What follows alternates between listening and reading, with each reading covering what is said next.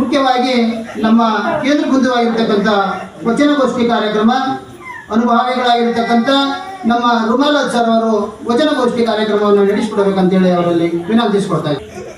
ಓಂ ಶ್ರೀ ಗುರು ಬಸವಲಿಂಗಾಯ ನಮಃ. ಲಿಂಗೈಕ ಚಿತ್ತಲಿ ಶ್ರೀ ಮಹಾತಪಸ್ವಿ ವಿಜಯ ಮಹಾಂತನನ್ನು ಸ್ಮರಿಸುತ್ತಾ, ಅದೇ ರೀತಿಯಾಗಿ ದೊಡ್ಡ ಪರಪಾದರಗಳಲ್ಲಿ ಮತ್ತು ಸಣ್ಣ ಪರಪಾದರಗಳಲ್ಲಿ ಕೊಡಮುಟ್ಟು ಇವತ್ತಿನ ಒಂದು ವೇದಿಕೆಯ ಮೇಲೆ ಎಲ್ಲ ಶರಣ ತಂದೆ ತಾಯಿಗಳಿಗೆ ಶರಣು ಶರಣಾರ್ಥಿ. ಇವತ್ತಿನ ದಿವಸ ಒಂದು ವಚನ, ಈ ಅಕ್ಕ ಮಹಾದೇವಿಯವರ ಒಂದು ವಚನ. ಆ ವಚನವು ಹೀಗಿದೆ: ಹಿಂಡ ನಗಲಿ ಕಿಡಿ ಒಡೆದ ಕುಂಜರ, ಹಿಂಡ ನಗಲಿ ಕಿಡಿ ಒಡೆದ ಕುಂಜರ, ತನ್ನ ವಿಂದವ ನೆನೆವಂತೆ ನೆನೆವೆನಯ್ಯ, ಬಂಧನಕ್ಕೆ ಬಂದ ಗಿಳಿ ತನ್ನ ಬಂಧುವ ನೆನೆವಂತೆ ನೆನೆವೆನಯ್ಯ, ಕಂದ ನೀ ಇತ್ತವ ನೀವು ನಿಮ್ಮ ಅಂದವ ತೋರಯ್ಯ ಚನ್ನಮಲ್ಲಿಕಾರ್ಜುನ.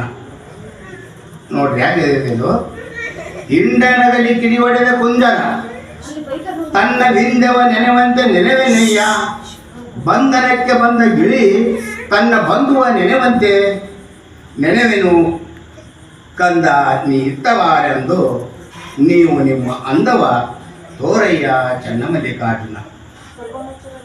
ಈ ಒಂದು ವಚನವು ಅಕ್ಕ ಮಹಾದೇವಿಯಿಂದ ಬಂದಂಥ ವಚನ. ಇದು ಈ ವಚನ ಯಾವಾಗ ಹೇಳಿದರು ಇವರು ಅಕ್ಕ ಮಹಾದೇವಿಯವರು ಅಂತಂದ್ರೆ, ಉಡುತಡೆಯಲ್ಲಿ ರಾಜನ ಬಂಧನಕ್ಕೆ ಬಂಧಿತರಾದಂಥ ನಮ್ಮ ಅಕ್ಕ ಮಹಾದೇವಿಯವರು ಆ ವೇಳೆಯಲ್ಲಿ ಅವರು ಕಂಡಂಥ ಒಂದು ಎರಡು ದೃಶ್ಯಗಳು, ಎರಡು ದೃಷ್ಟಾಂತಗಳು ಅಂತಂದ್ರೂ ಪರವಾಗಿಲ್ಲ.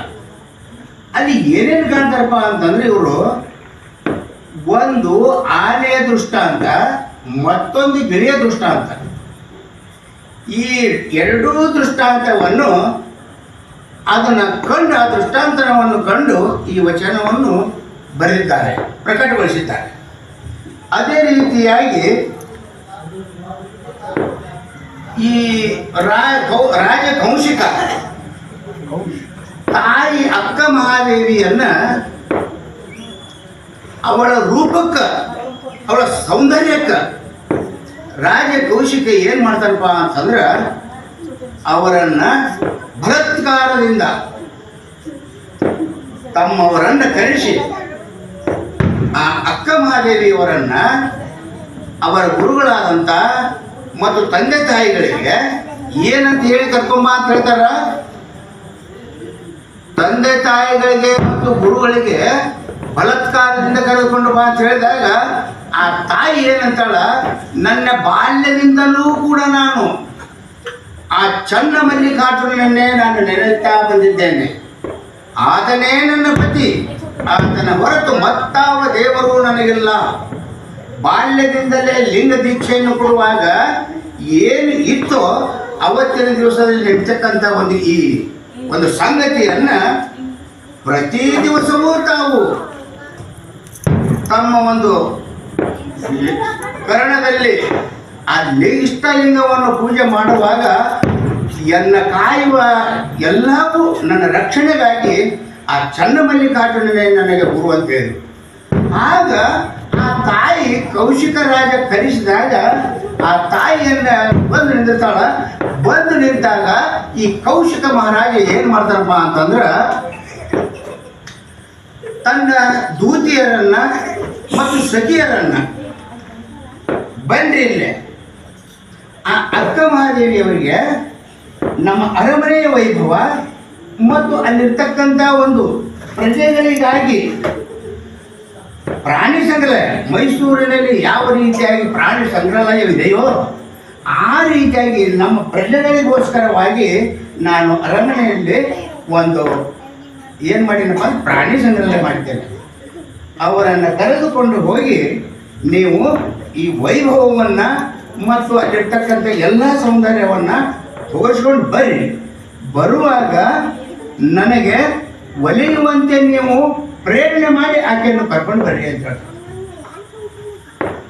ಈ ರೀತಿಯಾಗಿ ಅವರನ್ನು ದೂತಿಯರು ಮತ್ತು ಸಖಿಯರು ಗೆಳತಿಯರು ಕರೆದುಕೊಂಡು ಆ ತಾಯಿಯನ್ನ ಈ ಅರಮನೆಯ ವೈಭವವನ್ನು ನೋಡುತ್ತಾ ಆಮೇಲೆ ಅಲ್ಲಿ ನಡೆದಂತ ಎಲ್ಲವುಗಳನ್ನು ನೋಡ್ತಾ ಬಂದಾಗ ಅವರ ಕಣ್ಣಿಗೆ ಬಿದ್ದಂತ ಒಂದು ದೃಷ್ಟಾಂತ ಏನ್ ಬೀಳ್ತಾ ಇದೆ ಅಂತಂದ್ರ ಆನೆಯನ್ನ ಕಣ್ಣಿಗೆ ಬೀಳ್ತಂತೆ. ಆನೆಯನ್ನ ಕಣ್ಣಿಗೆ ಬಿದ್ದಾಗ ಅವ್ರು ಏನ್ ಹೇಳ್ತಾರ ಅಂತಂದ್ರ, ಏನು ಯಥೇಚ್ಛವಾಗಿ ತಿನ್ನಲಿಕ್ಕೆ ಕಬ್ಬು ಆಮೇಲೆ ಕಾಳು ಕಡಿಯನ್ನ ಸ್ವೀಟ್ಗಳನ್ನ ಎಲ್ಲ ಹಾಕಿದ್ರು ಅದು ಏನಾಗ್ತೈತಂದ್ರ ತಿನ್ನದೇ ಏನ್ ಮಾಡ್ತೈತಪ್ಪ ಅಂದ್ರ ತನ್ನ ಕೊರಗನ್ನು ಕೊರಗುತ್ತಾ ಆ ಕಣ್ಣೀರನ್ನ ಸುರಿಸ್ತಾ ಇದೆ. ಈ ಸುರಿಸುವಂತ ಸನ್ನಿವೇಶದೊಳಗ ಮತ್ತು ಅದಕ್ಕೆ ಸರಪಳಿಯಿಂದ ಬಂಧಿಸಲಾಗಿದೆ. ಆನೆಯನ್ನ ಹಿಡಿದುಕೊಂಡು ಕಾಡಿನಿಂದ ಹಿಡಿದು ತಂದು ಅದೇನ್ ಮಾಡ್ಯಾರಂದ್ರೆ ಆಗ ತಾನೇ ಕಾಲಿಗೆ ಸರಪಳಿ, ಕಬ್ಬಿಣದ ಸರಪಳಿಯನ್ನು ಕಟ್ಟಿ ಬಂಧನದೊಳಗಿಟ್ಟಿದ್ದಾರೆ. ಆ ಬಂಧನಕ್ಕೆ ಅದು ಏನ್ ಮಾಡಬೇಕು ಅಂದ್ರೆ ಆನೆ, ನಾನು ಕಾಡಿನಿಂದ ಬಂದಿದ್ದಾಗಿದೆ, ನನಗೆ ನಾಡು ಉಪಯೋಗ ಇಲ್ಲ, ನನಗೆ ಕಾಡನೇ ಶ್ರೇಷ್ಠ, ನನ್ನನ್ನು ಇಲ್ಲಿಂದ ಬಿಡುಗಡೆ ಮಾಡಲು ಅಂತೇಳಿ ತನ್ನ ಕಣ್ಣೀರನ್ನು ಸುರಿಸ್ತಾ ಇದೆ. ಆ ಒಂದು ದೃಶ್ಯವನ್ನು ಕೇಳಿದಾಗ ಆ ಸಖಿಯರಿಗೆ ಮತ್ತೆ ಇವ್ರು ಕೇಳ್ತಾರೆ, ಅಕ್ಕ ಮಹದೇವರು ಇಲ್ಲ, ಆಗ ತಾನೇ ತಂದಂಥ ಅಡವಿಯಿಂದ ಬಂದಂಥ ಕಾಡಿನಲ್ಲಿರ್ತಕ್ಕಂಥ ಆನೆ ಅದನ್ನು ತೆಗೆದುಕೊಂಡು ಬಂದು ಅದಕ್ಕೆ ಕಾಲಿಗೆ ಸರಪಳಿ, ಕಬ್ಬಿಣದ ಸರಪಳಿಯನ್ನು ಕಟ್ಟಿ ಬಂಧನದಲ್ಲಿಡಲಾಗಿದೆ. ಅದಕ್ಕೆ ಏನನ್ನಾದರೂ ತಿನ್ನಲಿಕ್ಕೆ ಸಾಕಷ್ಟು ಅದು ಕೊಟ್ಟರೂ ಸಹ ಅದು ಏನು ಮಾಡ್ತಿದ್ದೆ, ತಿನ್ನದೇ ತನ್ನ ಕೊರಗನ್ನ ತೋರಿಸುತ್ತಾ ಎಲ್ಲರಿಗೂ ತೋರಿಸುತ್ತಾ ಕಣ್ಣೀರನ್ನು ಸುರಿಸ್ತಾ ಇದೆ. ಏನು ಅಂತ ಕೇಳಿದಾಗ ಈ ರೀತಿಯಾಗಿ ಅದು ನಡ್ತದಕ್ಕೆ ಅದು ಏನನ್ನೂ ತಿನ್ನುವುದು, ಏನನ್ನೂ ಮಾಡುವುದು, ನನ್ನ ಎಷ್ಟೊತ್ತಿದ್ರು ಈ ನಾಡಿನಲ್ಲಿರ್ತಕ್ಕಂಥ ನನ್ನ ಬಂಧನವನ್ನ ಸರಿ ಮಾಡಿಬಿಡಿ, ನಾನು ಕಾಡಿಗೆ ಸೇರುತ್ತೇನೆ ಅಂತ. ಅದೇ ರೀತಿಯಾಗಿ ಪುನಃ ಎಲ್ಲ ನೋಡ್ತಾ ಬಂದಾಗ ಮತ್ತೊಂದು ಅವರ ದೃಷ್ಟಿ ಒಂದು ಗಿಳಿಯ ಕಡೆಗೆ ಬರ್ತದೆ. ಆ ಗಿಳಿಯ ಕಡೆ ನೋಡಿದಾಗ ಏನು ಇದು ಪಂಜರದೊಳಗೆ ಬಂಧನದಲ್ಲಿ ಇಡಲಾಗಿದೆ. ಈ ಪಂಜರದೊಳಗೆ ಬಂಧನ ಇಡಬೇಕಾತಂದ್ರೂ ಒಂದು ಸನ್ನಿವೇಶ ಇರಬೇಕಲ್ಲ. ತಿನ್ನಲಿಕ್ಕೆ ನೋಡು ಎಲ್ಲ ಸಿಹಿ ತಿನಿಸುಗಳನ್ನು ಇಟ್ಟಾರ, ಕಾಳು ಕಡಿಗಳನ್ನು ಇಟ್ಟಾರ, ಕುಡಿಲಿಕ್ಕೆ ನೀರನ್ನು ಸಹ ಅದಕ್ಕೆ ಇಟ್ಟಿದ್ದಾರೆ. ಯಾಕೆ ತಿಂತಾ ಇಲ್ಲ ಇದು ಅಂತ ಆ ಸಖಿಯರಿಗೆ ಮತ್ತು ದೂತಿಯರಿಗೆ ಕೇಳಿದಾಗ ಅವರು ಏನ್ ಹೇಳ್ತಾರ ಅಂತಂದ್ರ, ಈಗ ತಾನೇ ತನ್ನ ಬಳಗದಿಂದ ಅದನ್ನ ತೆಗೆದುಕೊಂಡು ಬಂದಿದ್ದೇವೆ, ಆ ಬಳಗದಿಂದ ತಂದಂತ ವಿಷಯವನ್ನು ಅದಕ್ಕೆ ಮನಸ್ಸಿಗೆ ಏಟೇಟು ಇಳಿಸವಲ್ದು. ನಾನು ಹೀಗಾಗಿ ನನ್ನನ್ನು ಬಂಧನದೊಳಗಿಟ್ಟಾರ, ಆ ಬಂಧನದೊಳಗಿಟ್ಟಾರದನ್ನ ಏನು ಕೊಟ್ಟರು ಅದು ತಿನ್ನಲಾರದಂಥ ಸ್ಥಿತಿಯೊಳಗ ತನ್ನ ಕಣ್ಣೀರನ್ನ ಹನಿಯಾಗಿ ಅದು ಉದುರಿಸ್ತಾ ಇದೆ. ಇಷ್ಟ ಆದ ನಂತರ ಏನಾಗ್ತೈತೆ ಅಂತಂದ್ರ ಅದ ವೇಳೆಯೊಳಗನ ಒಬ್ಬ ವ್ಯಕ್ತಿಯು ಏನು ಮಾಡ್ತಾರಪ್ಪ ಅಂತಂದ್ರೆ ಅವರನ್ನು ಕೇಳ್ಕೊಂತ ಬಂದು ಈ ರೀತಿಯಾಗಿ ಆಕೆಯನ್ನ ಈ ಬಂಧನದ ಆನೆಯನ್ನು ಬಂಧನದೊಳಗಿಟ್ಟಿದ್ದು ಮತ್ತು ಗಿಳಿಯನ್ನು ಬಂಧನದೊಳಗಿಟ್ಟಂಥ ಸನ್ನಿವೇಶ ಕಟ್ಗೇಸಿ ಈ ಮನುಷ್ಯ ಏನು ಮಾಡ್ತಾರೆ, ರಾಜ ಏನು ಮಾಡ್ತಾರಪ್ಪ ಅಂದ್ರೆ ಒಂದು ವಿಚಾರವನ್ನು ಮಾಡಿಕೊಂಡು ಆಕೆಗೆ ಲಗ್ನವನ್ನು ಮಾಡ್ಕೊಳ್ಬೇಕು ಅಂತ ಒಂದು ವಿಚಾರ ಮಾಡಿದಾಗ ಆಗ ಆ ಸಮಯದೊಳಗೆ ಅಂದಿನ ಒಂದು ಏನು ಬರ್ತಾರಪ್ಪ ಅಂದ್ರೆ 1920 ರಷ್ಯಾ ದೇಶದ ಕಾರ್ಲ್ ಮಾರ್ಕ್ಸ್ ಕಮ್ಯುನಿಸ್ಟ್ ಎಷ್ಟೋ ಅಂತಕ್ಕಂಥ ವ್ಯಕ್ತಿ ಆಗ ರಷ್ಯಾ ದೇಶವನ್ನು ಆಳಿ ಅವಾಗ ಹೋಗ್ತಾನೆ. ಹೋಗುವ ವೇಳೆಯೊಳಗೆ ಈ ಒಂದು ಸನ್ನಿವೇಶದ ಬಗ್ಗೆ ಅವರು ಎಂದೋ ತಿಳ್ಕೊಂಡಿದ್ರು. ಆ ಸನ್ನಿವೇಶವನ್ನು ತಿಳ್ಕೊಂಡು ಕ್ಯಾಸಿ ಅವ್ರು ಏನು ಮಾಡ್ತಾರಪ್ಪ ಅಂತಂದ್ರೆ, whether food is fresh or freedom is fresh.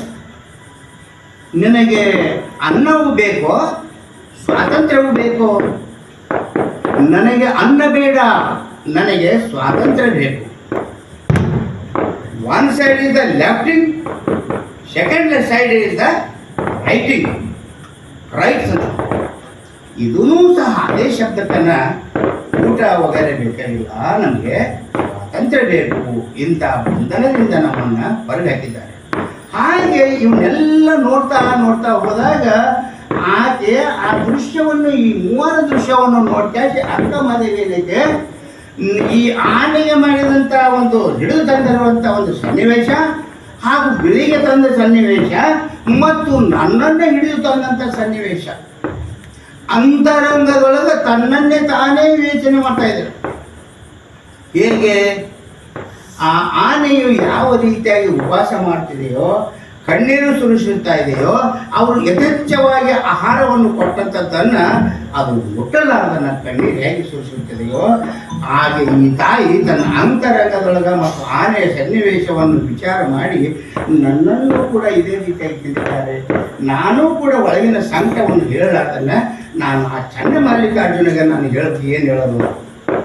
ಆಗ ಅದೇ ಒಂದು ನೋಡ್ತಾ ನೋಡ್ತಾ ಬಂದಾಗ ಇನ್ನೊಂದು ಕಡೆ ಆ ದೃಶ್ಯವನ್ನು, ಗಿಳಿಯ ದೃಶ್ಯವನ್ನು ಕಂಡು ಇದಕ್ಕೂ ಕೂಡ ಎಲ್ಲ ಹಿಡಿದು ತಂದುಬಿಟ್ಟ, ತನ್ನ ಬಳಗದಿಂದ ಅದನ್ನು ಬೇರ್ಪಡಿಸ್ಕೊಂಡು ನನ್ನ ಹತ್ರ ಈ ಪಂಚದೊಳಗೆ ಬಂಧನ ಮಾಡ್ಯಾರ. ಅದು ಕೂಡ ಅಳ್ತಾ ಇದೆ, ಏನು ಕೊಟ್ಟಿದ್ದನ್ನು ತಿನ್ನದೆ ಹೊರಗೆ ಹೋಗಿದೆ. ಇಂಥ ಒಂದು ಸನ್ನಿವೇಶ ನೋಡ್ಕ್ಯಾಸಿ ಆ ವ್ಯಕ್ತಿ, ಆ ಅಕ್ಕ ಮಹಾದೇವಿಯು ಹೀಗೆ ತಾನೊಂದು ವಿಚಾರ ಮಾಡುತ್ತಾ ಇವರಿಬ್ಬರ ಸನ್ನಿವೇಶವನ್ನು ನೋಡ್ಕೊಂಡು ಕೇಳ್ತಾನೆ. ತಾನೂ ಕೂಡ ನಾನು ಹೀಗೆ ಮಾಡಬೇಕು, ಉಪವಾಸವನ್ನೇ ಮಾಡಬೇಕು, ಈಗ ನಡೆದಿದ್ದ ಕರೆ ಆದ ನನಗೆ ಒಳ್ಳೇದಾಗ್ತೈತೆ ಅನ್ನುವಂಥ ವಿಚಾರವನ್ನು ತಿಳ್ಕೊಂಡು ಗ್ಯಾಸಿ ಏನು ಮಾಡ್ತಾರಪ್ಪ ಅಂದ್ರೆ ಒಂದು ವಿಚಾರವನ್ನು ಮಾಡ್ತಾರೆ. ಏನಂತ ವಿಚಾರ ಮಾಡ್ತಾರಪ್ಪ ಅಂತಂದ್ರೆ, ಆನೆ ಗಿಳಿಯು ಎಷ್ಟು ದಿವಸ ಅಂತ ಉಪವಾಸ ಇರ್ತಾವೆ ಇವು, ಹಸಿವು ತಾಳದೆ ಎಂದಾದರೂ ಒಂದು ದಿವಸ ಹಸಿವು ತಾಳದೆ ಅವ್ರಿಗೆ ಕೊಟ್ಟಂತ, ಆನೆಗೆ ಕೊಟ್ಟಂತ ಆಹಾರವನ್ನ, ಗಿಳಿಗೆ ಕೊಟ್ಟ ಆಹಾರವನ್ನು ತಿಂದು ಬಿಟ್ಟು ಅಂತಂದ್ರೆ, ಅವರಿಗೆ ಕೊಟ್ಟಂತ ಆಹಾರ ಒಂದು ವೇಳೆ ತಿಂದು ಮನುಷ್ಯರಿಗೆ ಏನಾಗ್ತಾವಪ್ಪ ಅಂದ್ರೆ ಅವು ಎಂದೆಂದು ಬೀಳಾರ್ದಂಥ ಪರಿಸ್ಥಿತಿ ಆಗುತ್ತೆ. ನಾವು ಹಸಿವಾದಾಗ ಹಾಕ್ತೀವಿ, ಅದು ತಿಂತಂತೆ ಎಲ್ಲ ಮಾಡ್ತಾ ನೀರು ಕುಡಿಸ್ಕೊಂಡು ಬರ್ತಾರೆ ಅನ್ನುವಂಥ ಸ್ಥಿತಿಯೊಳಗೆ ಅದಾಗ್ಬೇಕು. ಗಿಳಿಯೂ ಕೂಡ ಅದೇ ರೀತಿಯಾಗಿ ಅವ್ರು ಕೊಟ್ಟಿದ್ದನ್ನು ತಿಂದ ಕಡೆಗೆ ಹಸಿವನ್ನು ಹಿಂಗಿಸ್ಕೊಂಡು ಬಿಡ್ತಾವ, ನೀರು ಕುಡಿತಾರೆ. ಈ ರೀತಿಯಾಗಿ ಅವ್ರು ಇಬ್ಬರವನ್ನು ಇದು ನೋಡ್ಕಾಗಿ ಏನಾಗುತ್ತಪ್ಪ ಅಂತಂದ್ರೆ, ಅಕ್ಕ ಮಾಲಿ ಒಂದು ವಿಚಾರ ಮಾಡ್ತಾರೆ. ಏನಂತ ವಿಚಾರ ಮಾಡ್ತಾರಪ್ಪ ಅಂತಂದ್ರೆ, ಈ ಎರಡೂ ತಮ್ಮ ಹಸಿವನ್ನು ಎಷ್ಟು ದಿವಸ ಅಂತ ತಡಿತಾವ, ಎಂದಾದರೂ ಒಂದು ದಿವಸ ತಮ್ಮ ಹಸಿವನ್ನು ಹಿಂಗಿಸಿಕೊಳ್ಳೋದು ಸಲುವಾಗಿ ಆಹಾರ ಸ್ವೀಕಾರ ಮಾಡ್ಕೊಂಡು ಅವು ಏನು ಮಾಡ್ತಾರೆ, ತಿಂದು ಬಿಡ್ತಾವೆ. ಆದರೂ ನಾನು ಅವುಗಳಿಂದ ನಾನು ಮಾಡಿದ್ದ ಕರೆ ಆಗಿತ್ತಂದ್ರೆ ನನ್ನನ್ನು ಕಾಯಮಾಗಿ ಬಂಧನದೊಳಗಿರ್ತಾರ, ನಾನು ಮಾಡಬಾರ್ದು. ನನ್ನ ಉದ್ದೇಶ ಏನಿರ್ಬೇಕಪ್ಪ ಅಂತಂದ್ರೆ ಅಖಂಡವಾದಂಥ ಉಪವಾಸ ಇರಬೇಕು, ಸತ್ಯತನದಿಂದ ನಡೀಬೇಕು, ಅಹಿಂಸಾ ರೀತಿಯಾಗಿ ನಾನು ನಡೀಬೇಕು. ನನ್ನ ಅವರ ದುಃಖ, ಆನೆಯ ದುಃಖ, ಗಿಳಿಯ ದುಃಖ ಹೇಗಿದೆಯೋ, ನನ್ನ ಶೋಕವನ್ನು ಚನ್ನ ಮಲ್ಲಿಕಾರ್ಜುನನಿಗೆ ನಾ ಪಾದಕ್ಕೆ ಸಲ್ಲಿಸ್ತಾ ಇದ್ದೇನೆ, ಅವನೇ ನನ್ನ ರಕ್ಷಾ ಕವಚ. ಹೇಗೆ ಮಾಡ್ಕೊಂಡು ಕ್ಯಾಶಿ ಪುನಃ ಏನಾಗುತ್ತೆ, 1919 ರಷ್ಯಾ ದೇಶದ ಒಬ್ಬ ಕಾರ್ಮಾರ್ಸ್ ಅಂತಕ್ಕಂಥ ನ್ಯಾನೋ ಹೆಡ್ಸೋ ಅಂತಕ್ಕಂಥ ವ್ಯಕ್ತಿ ಆಗಿ ಹೋದಂಥ ಆ ರಷ್ಯಾ, ಅವನ ಇದೇ ರೀತಿಯಾಗಿ whether is board press I are freedom is press, ಇದರೊಂದು ಆಯ್ಕೆ ಮಾಡ್ಕೊಂಡು ನಿಂತ. ಏನು ಆಯ್ಕೆ ಮಾಡ್ಕೋಬೇಕು? ಅನ್ನವಲ್ಲೇ ನಾನು ಎಷ್ಟಿದ್ರು ಸ್ವಾತಂತ್ರ್ಯ ಬೇಕು. One side leftist and second side rightist. ಈ ರೀತಿಯಾಗಿ ನನಗೆ ಅನ್ನ ಬೇಡ, ನನಗೆ ಏನು ಬೇಕಾಗೈತೆ ಸ್ವಾತಂತ್ರ್ಯ ಬೇಕು ಅಂತ ಹೇಳಿದಾಗ ಈ ರೀತಿಯಾಗಿ ಆ ತಾಯಿ ತಿಳ್ಕೊಂಡು ಕ್ಯಾಸಿ ನೆಕ್ಸ್ಟ್ ಈ ಸನ್ನಿವೇಶವನ್ನು ತಿಳ್ಕೊಂಡು ಕ್ಯಾಸಿ ಸ್ವಾತಂತ್ರ್ಯಕ್ಕಾಗಿ ಎಷ್ಟು ಹೋರಾಡಿದ್ದಾರೋ ಅದೇ ರೀತಿಯಾಗಿ 1920ರಲ್ಲಿ ಮಹಾತ್ಮ ಗಾಂಧೀಜಿಯವರು ನಮ್ಮ ದೇಶದ ಸ್ವಾತಂತ್ರ್ಯಕ್ಕಾಗಿ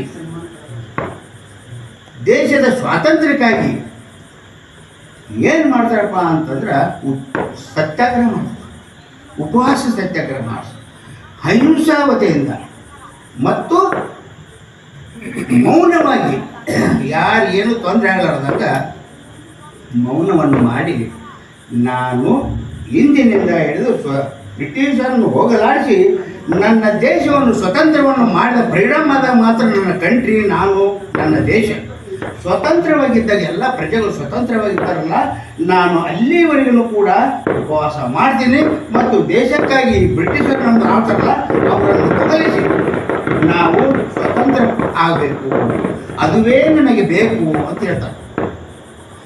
ಈ ರೀತಿಯಾಗಿ ಇಷ್ಟೆಲ್ಲಗಳನ್ನು ಬಂದಾಗ ಈ ಸ್ಥಿತಿಗತಿಗಳನ್ನೆಲ್ಲ ನೋಡಿ ಕ್ಯಾಶಿ ಪುನಃ ಈ ಒಂದು ಸ್ಥಿತಿಯನ್ನು ಇವರು ಕಂಡುಕೊಳ್ಬೇಕಾತಂದ್ರೆ 12ನೇ ಶತಮಾನದಲ್ಲಿ ಆ ತಾಯಿ 16ನೇ ವಯಸ್ಸಿನೊಳಗಿಂದ ಮನೆ ಬಿಟ್ಟು ತಂದೆ ತಾಯಿಗಳನ್ನ ಬಿಟ್ಟು ತನ್ನ ಗುರುಗಳನ್ನು ಬಿಟ್ಟು ಆ ಬಲಾತ್ಕಾರದಿಂದ ಪ್ರಾಣ ಭಯದಿಂದ ತನ್ನ ಮಗಳನ್ನು ಯಾವ ರೀತಿಯಾಗಿ ಕಳಿಸಿರ್ತಾರೋ ಬಂಧನಕ್ಕೆ, ಅದೇ ರೀತಿಯಾಗಿ ಆ ತಾಯಿ ಏನು ಮಾಡ್ತಾರಪ್ಪ ಅಂತಂದ್ರೆ ಅವತ್ತಿನ ಸನ್ನಿವೇಶವನ್ನು ಕಂಡು ಭಾರತ ದೇಶವನ್ನು ಸ್ವತಂತ್ರಕ್ಕಾಗಿ ಮಹಾತ್ಮ ಗಾಂಧೀಜಿಯವರು 1920ರಲ್ಲಿ ಅವರು ಕಂಡುಕೊಂಡ್ರು.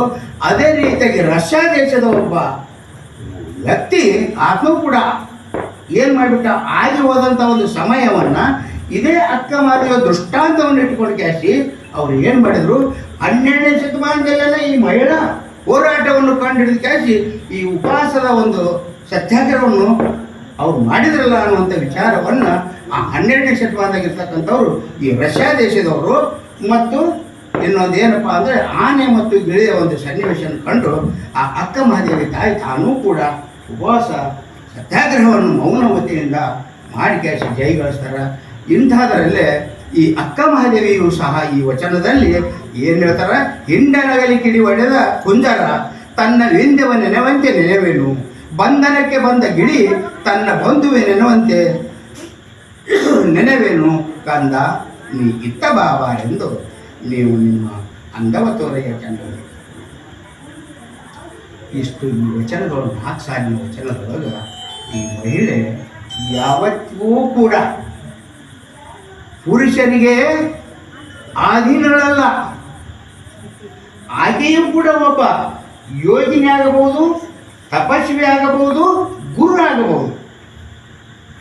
ಗಂಡು ಹೆಣ್ಣುಗಳಲ್ಲಿ ಪುರುಷತ್ವ ಸ್ತ್ರೀಯತ್ವದೊಳಗೆ ಜ್ಞಾನಕ್ಕೆ ಯಾರು ನಾನು ಮೇಲಲ್ಲ, ಪುರುಷನ ಮೇಲಲ್ಲ, ಸ್ತ್ರೀಯೂ ಮೇಲಲ್ಲ, ಯಾರು ಗಂಡು ಹೆಣ್ಣು ಅಂತಕ್ಕಂಥ ಭೇದ ಭಾವವನ್ನು ಬರೆದು ಯಾರೇ ಗೊತ್ತ ಪುರುಷರಿಗೆ ಮಹಿಳೆ ಅಧೀನತೆ ಅಂತಕ್ಕಂಥದ್ದನ್ನು ಈ ತಾಯಿ ತನ್ನ ವಚನದೊಳಗೆ ಏನು ಮಾಡ್ಯಾಳ ಅಂತಂದ್ರೆ ಈ ರೀತಿಗೆ ರೂಪಿಸಿಕೊಂಡು ಕ್ಯಾಸಿ ನಾವು ಯಾವಾಗಲೂ ಮಹಿಳೆಯರೂ ಕೂಡ ನಾವು ಧೀರರದೀವಿ, ಶೂರರದೀವಿ. ಮಹಿಳಾ ಹೋರಾಟಕ್ಕೆ ಮೊದಲು ಮಾಡಿ ಇವರೇ ತೋರಿಸ್ಕೊಟ್ರಂಥವ್ರು, ಮೊದಲು ಅಕ್ಕ ಮಹಾದೇವಿಯವರೇ ಹೋರಾಟ ನಡೆಸಿದವರು. ಅದಕ್ಕೆ ಇಂತಹ ಸ್ತ್ರೀಯ ಬಗ್ಗೆ ನಾವು ನೀವೆಲ್ಲರೂ ಚನ್ನಮಲ್ಲಿಕಾರ್ಜುನನ ನೆನೆದು ನನಗೆ ಎಂಥ ದುಃಖ ಬಂದರೂ ನಾನು ಚನ್ನಮಲ್ಲಿಕಾರ್ಜುನಿಗೆ ಒಂದು ಬಾಲ್ಯಾವಸ್ಥೆಯಿಂದ ಲಿಂಗ ದೀಕ್ಷೆಯನ್ನು ತೆಗೆದುಕೊಂಡು ಇಲ್ಲಿವರೆಗೂ ಕೂಡ ನನಗೆ ಎಷ್ಟು ಕಷ್ಟ ಬಂದರೂ ಸಹ ನಾನು ಉಪವಾಸ ಆ ಎರಡುಗಳಿಂದ ಆನೆ ಮತ್ತು ಗಿಳಿಯಿಂದ ನಾನು ಉಪವಾಸ ಮಾಡಿ ಅವು ತಿಂದಾಗ ನಾವು ಆಹಾರ ತಿಂದಿದ್ದಕ್ಕಂದ್ರೆ ಆ ಮನುಷ್ಯರು ನಮ್ಮನ್ನು ಬಂಧನದೊಳಗೆ ಇಟ್ಬಿಡ್ತಿದ್ರು. ಅವನು ಏನಿದೆ ತಿಂದು ಕೇಳಿ ತಮ್ಮ ಹಸುವನ್ನು ಎರಡಿಕೆ ಇದು ಮಾಡಿಕೊಂಡು ಅವು ಹೆಂಗೆ ಕಾಯಮಾಗಿ ಬಂಧನದೊಳಗಿದ್ವು. ಆದರೆ ನಾನು ಆ ರೀತಿ ಮಾಡೋದಿಲ್ಲ. ನಾನು ಅಖಂಡವಾದಂಥ ಉಪವಾಸ ಮಾಡಿ ಈ ಒಂದು ಎಷ್ಟೊತ್ತಿದ್ರೂ ದುಃಖ ವಗೈರೆ ಬಂತಂದರೂ ಸಹ ಮೌನದಿಂದ ಇದ್ದುಕೊಂಡು ಕ್ಯಾಸಿ ಸತ್ಯತನವನ್ನು ನಡೆಸಿಕೊಂಡು ಆ ಮಹಿಳೆ ಎಲ್ಲರಿಗಿಂತಲೂ ಮುಂದಾಗಿ ಬಂದಂಥ ವ್ಯಕ್ತಿ ಬೇರೆ ಯಾರೂ ಅಲ್ಲ, ಆಯ್ನೇ ಅಕ್ಕ ಮಹಾದೇವಿ. ಇಂಥ ವಚನಗಳನ್ನು ಯಾರಾದರೂ ಹೆಣ್ಮಕ್ಳು ಇದ್ದವರನ್ನು ಕೂಡ ನಾವು ಇದರಲ್ಲಿಯೂ ಹಿಂದಿಲ್ಲ, ನಾವೆಲ್ಲದರಲ್ಲಿಯೂ ಮುಂದಿದ್ದೀವಿ. ನಿಮ್ಮ ಜ್ಞಾನವನ್ನು ನಾವು ಯಾರು ಹೆಣ್ಮಕ್ಳರ ಮಾಡ್ಬೋದು ಅಥವಾ ಗಂಡ್ಮಕ್ಳರ ಮಾಡ್ಬೋದು. ಯಾರು ಆ ಜ್ಞಾನಕ್ಕೆ ಹೆಣ್ಣು ಗಂಡು ಅಂತಕ್ಕಂಥ ಭೇದವಾಗಲ್ಲ. ಅದಕ್ಕಂತ ನೋಡ್ರಿ, ಮೊಳೆ ಮುಡಿ ಬಂದರೆ ಹೆಣ್ಣೆಂಬರು, ಕಟ್ಟ ನೀಚೆ ಬಂದರೆ ಗಂಡೆಂಬರು, ನಡುವೆ ಸುಳಿಯುವ ಆತ್ಮನು ಹೆಣ್ಣು ಅಲ್ಲ ಗಂಡು ಅಲ್ಲ ಕಾಣ ರಾಮನಾಥ. ಈ ರೀತಿಯಾಗಿ ಅಂಥ ಶರಣರ ವಚನವನ್ನು ನಾವೆಲ್ಲರೂ ತಿಳ್ಕೊಳ್ಕಾಗಿ ಆದರ್ಶವಯ ಮಾಡಿ ನಾವು ಇರೋಣ ಅಂತಕ್ಕಂಥ ಮಾತುಗಳನ್ನು ತಿಳಿಸುತ್ತಾ ತಮ್ಮೆಲ್ಲರಿಗೂ ಈ ಒಂದು 4 ನುಡಿಗೆ ನಾವು ವಿರಾಮ ಅನುಸರಿಸ್ತಾ ಇದ್ದೇನೆ. ಓಂ ಶಾಂತಿ ಶರಣೋ ಶರಣ.